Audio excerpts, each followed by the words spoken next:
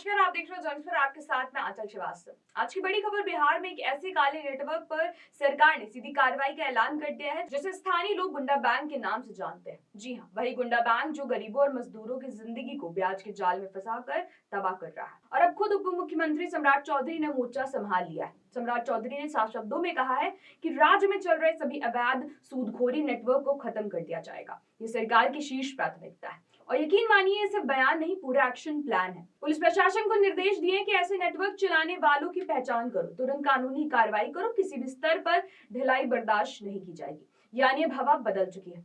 अब जरा समझिए कि ये गुंडा बैंक क्या है। ग्राम पंचायतों से लेकर कस्बों तक लंबे समय से ऐसे गिरोह सक्रिय हैं। जरूरत के वक्त ये पैसे दे तो देते हैं, लेकिन ब्याज नहीं, आयुष्काल की सजा। इतना ब्याज कि आदमी कर्ज लेकर पूरी उम्र भरता रह जाए, और अगर ब्याज देने में देर हो जाए तो धमकी, मारपीट, जमीन कब्जा, परिवार पर दबाव, हर तरह की दबंगई उनके कलेक्शन प्रोसेस का हिस्सा बन जाती। यानी अपराध और सूदखोरी का पूरा गठजोड़ एक संगठित रैकेट है। सरकार ने इस पूरी नेटवर्क की जड़ें काटने के लिए विशेष टीमों को सक्रिय कर दिया। ये टीमें अब गांव-गांव, पंचायत, मोहल्ले, बाजारों, हर जगह जाकर ऐसे अवैध वित्तीय नेटवर्क की मॉनिटरिंग कर रही। कई जिलों से पहले शिकायतें आ रही थी और अब राज्य सरकार ने इसे लेकर राज्यव्यापी अभियान छेड़ दिया। सम्राट चौधरी ने दो महत्वपूर्ण बातों पर खास जोर दिया। पहली बात, जिन लोगों से अवैध रूप से पैसे वसूले गए उनके मामलों की समीक्षा की जाए, यानी पीड़ित अकेले नहीं है, राज्य सरकार उनके साथ खड़ी है। दूसरी बात, चाहे कोई कितना भी प्रभावशाली क्यों ना हो, राजनीतिक संरक्षण किसी को नहीं मिलेगा। यह संदेश सीधा साफ है कि गुंडा बैंक अब नहीं चलेगा।